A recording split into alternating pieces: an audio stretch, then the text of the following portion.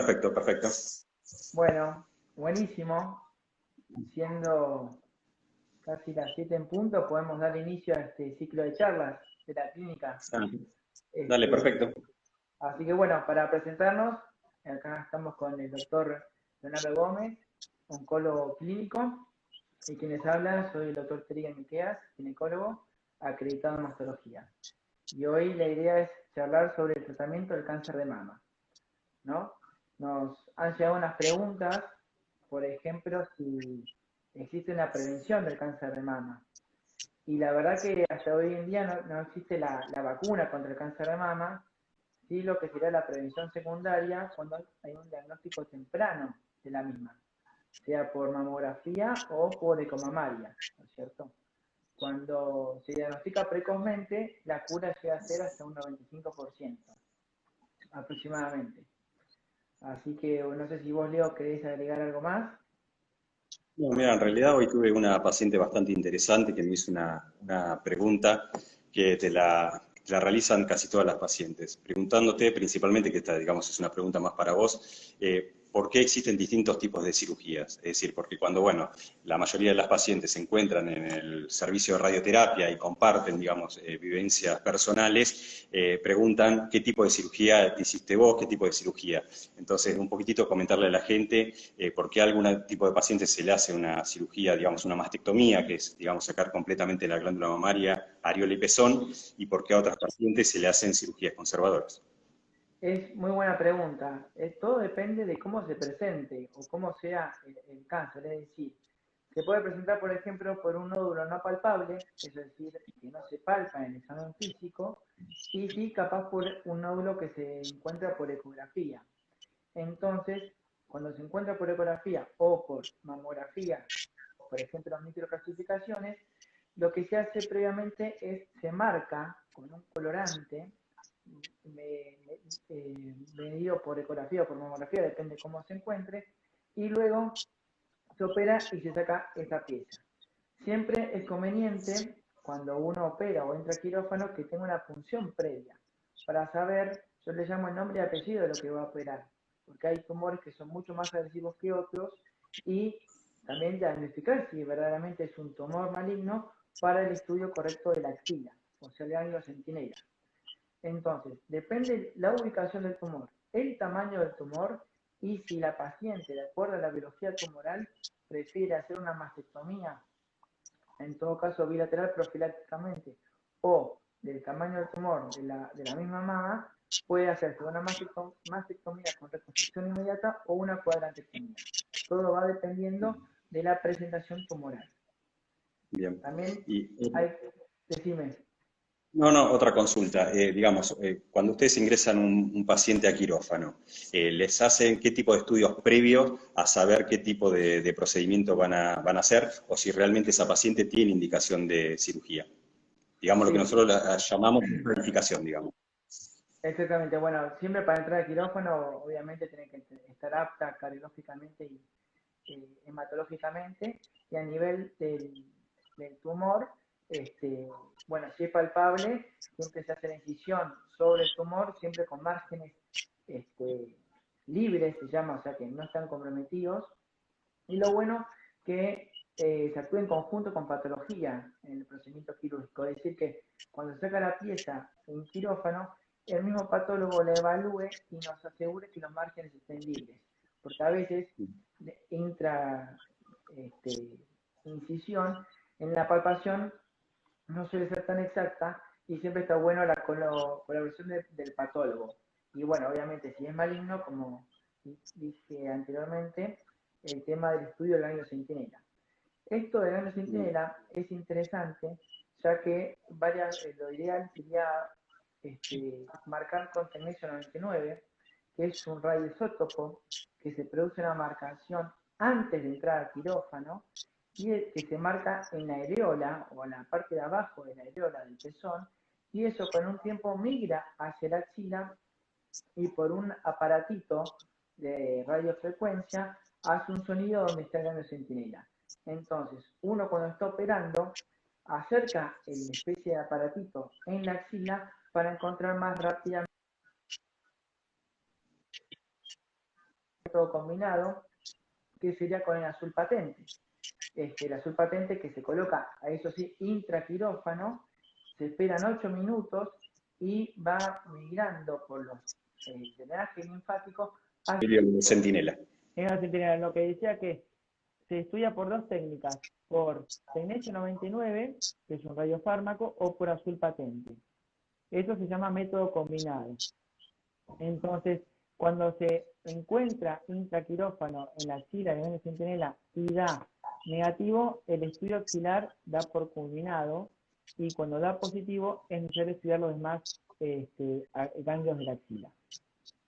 Y también para culminar el tratamiento conservador, se culmina con la radioterapia, que de acuerdo a el tamaño y características tumorales, se hacen varios tipos de radioterapia. Y después, también de acuerdo a la biología molecular, se hará quimioterapia o hormonoterapia, que bueno, ese sería tu tema, Diego. Sí, digamos, cuando ustedes nos derivan a los pacientes, digamos, los oncólogos, tomamos, digamos, distintas aristas para saber cuál es el mejor tratamiento para cada paciente. Lo principal, digamos, de los pacientes es que elijan un buen cirujano ginecólogo o un ginecólogo cirujano que la opere bien, ¿sí? Porque ahí, digamos, es digamos, el tratamiento inicial, en el cual uno determina si la paciente es curada o no es curada con la cirugía, por lo cual, digamos que lo principal es que se operen con alguien idóneo en el tema, digamos, alguien que pueda operar este tipo de tumores. Cuando la paciente, digamos, se le da el alta, más o menos los tiempos de la anatomía patológica pueden tardar entre 10 a 15 días y ahí recién tiene la consulta con el oncólogo. El oncólogo recibe la anatomía patológica y ahí nosotros vemos distintas características, como te decía. Una de ellas es el tamaño del tumor. Digamos, otra de las cosas es si tiene ganglios, digamos, positivos o no en la anatomía patológica, el grado de división celular, es decir, a mayor grado de división celular existe mayor agresividad del tumor. Otra de las cosas que también evaluamos son los receptores hormonales. ¿Qué son esos receptores hormonales? Es determinar si el tumor era hormonodependiente o no. Hay otra determinación que se llama el ER2, que también nosotros le damos bastante importancia, y con eso, digamos, teniendo en la mano, uno ya puede determinar qué tipo de tratamiento tiene que hacer el paciente. Previo a determinar qué tipo de tratamiento, también tenemos que hacer una buena estadificación. Es decir, nosotros tenemos que saber si esa paciente tiene que hacer un tratamiento adyuvante, como llamamos nosotros, que sería un tratamiento para bajar las probabilidades de que la enfermedad vuelva a aparecer, o lamentablemente en una placa de tórax, en una ecografía o en una centellografía o gammagrafía, que es un estudio de los huesos, aparece algo de evidencia de enfermedad, entonces ahí uno ya no plantearía un tratamiento, digamos, en carácter, digamos, adyuvante, sino que tendría que hacer un tratamiento para control de enfermedad.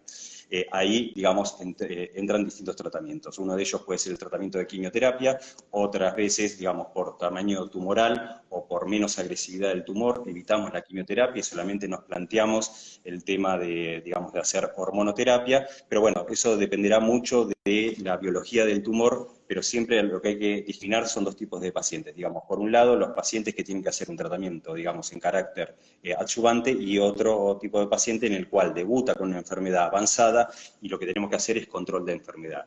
En la actualidad lo que tiende mucho a la oncología es a cronificar la enfermedad en el tiempo. ¿Qué quiere decir esto?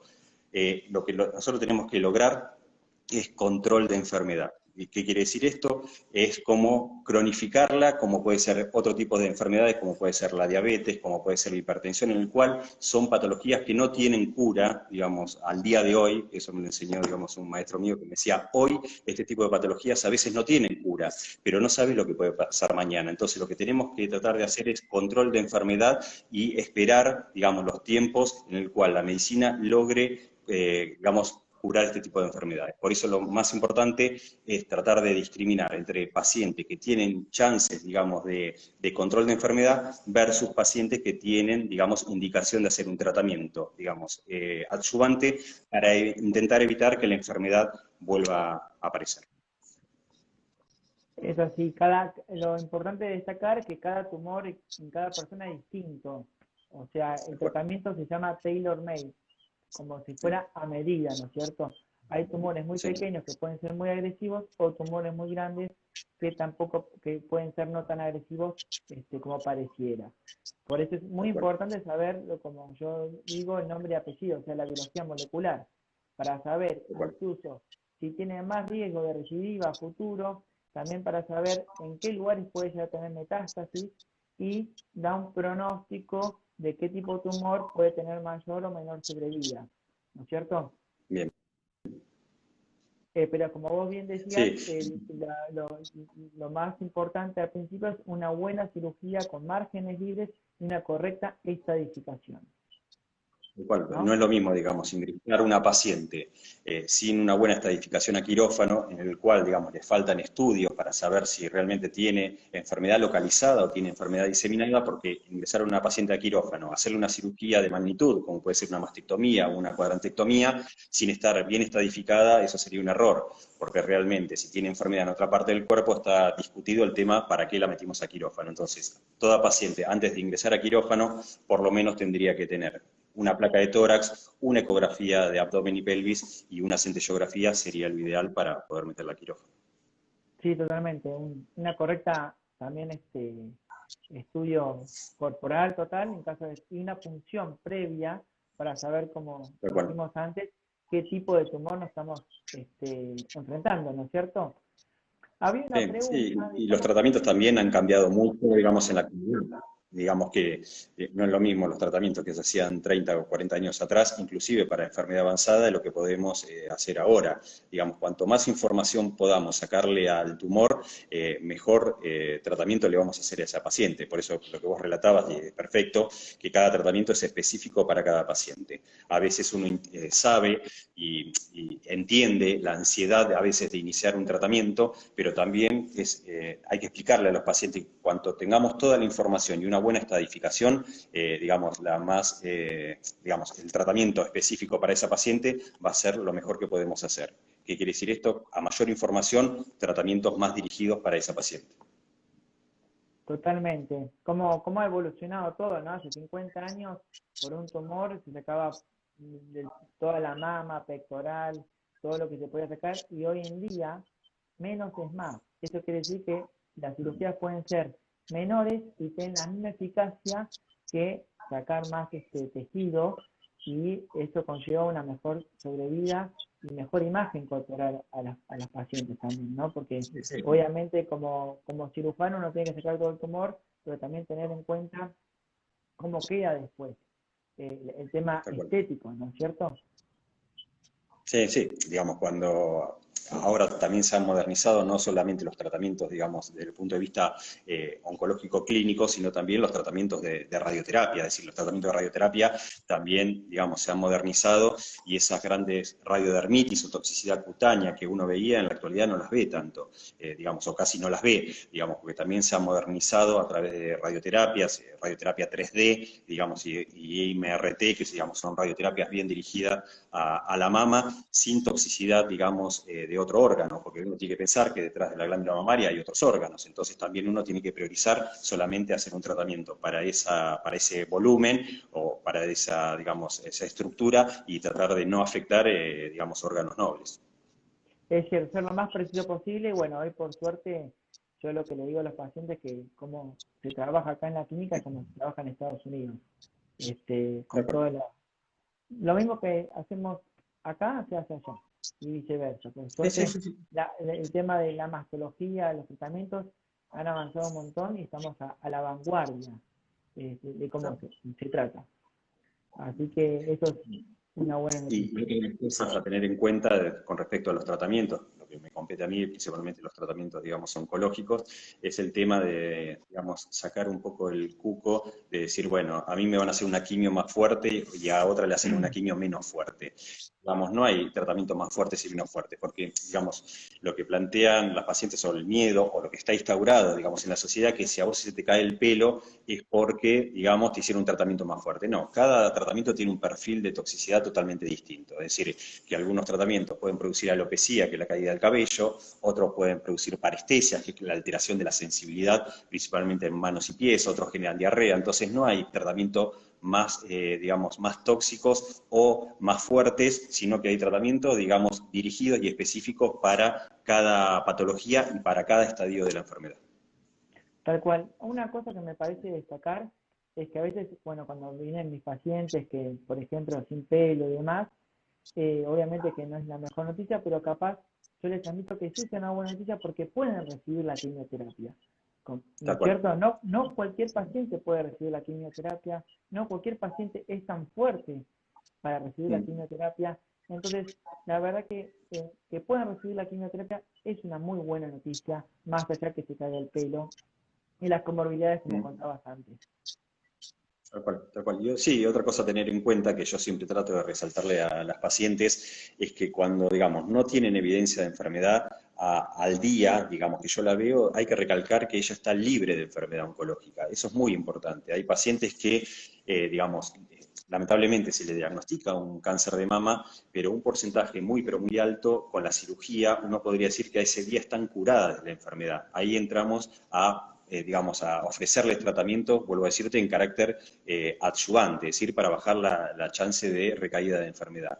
Pero no es menor que, digamos, es todo un shock, digamos, que le digan al paciente que se le diagnosticó un cáncer de mama, que se tiene que operar un cáncer de mama y después derivarla al oncólogo, digamos, nosotros a veces actuamos como un poco de cuco, digamos que cuando uno piensa de oncólogo piensa igual a muerte. Y no es real, digamos que la mayoría de las pacientes, digamos, tienen, digamos, se curan con las cirugías y uno les plantea algún tipo de tratamiento.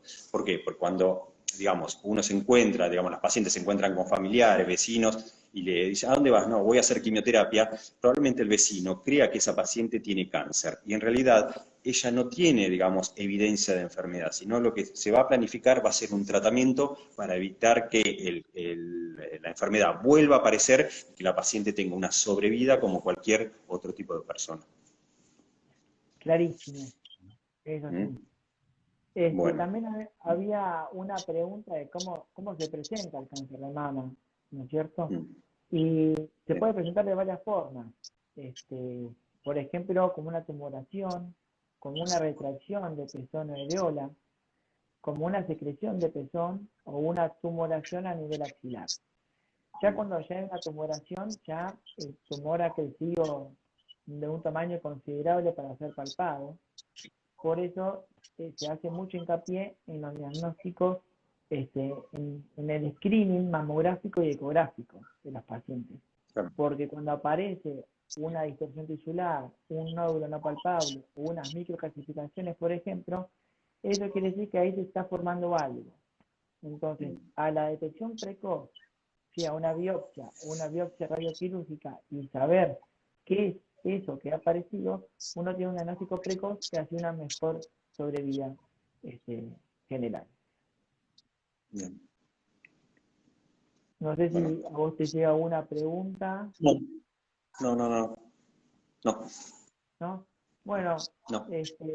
lo que quiero remarcar es que está bueno que todas las pacientes, después de los 35 años, tengan una mamografía de base para luego, después de los 40, una mamografía y una ecografía anual. Y Bien. antes también que tengan ecografía anual las chicas. Y si un familiar, por ejemplo, tiene un cáncer de mama temprano, o sea, a los 42 años, lo que sería ideal que la hija se haga la primera mamografía 10 años antes. O sea, a los 32 años se haga su primer mamografía, ¿no? Bien. Hoy en Complementar. día hay estudios Sí, sí. genéticos que uno puede evaluar qué tantas probabilidades puede desarrollar un cáncer, pero está bueno destacar que el cáncer de mama el más frecuente es el esporádico, es decir, al azar, más allá de la carga genética o no, Tal cual, tal ¿no? cual. No sé si vos querés agregar algo más. No, no, no. La verdad que te agradezco muchísimo por haberme invitado a tu charla, así que bueno, no, no, la verdad que fue muy, pero muy interesante. Espero que a la gente le haya pasado lo mismo. ¿Mm? Espero que haya servido y bueno, cualquier inquietud pueden preguntar y le responderemos por el Instagram. Dale, dale, perfecto. ¿Eh? Bueno, Bueno, muchas gracias. muy Chao, bien, te Leo. mando un abrazo. Chao, Chau, chao. chau.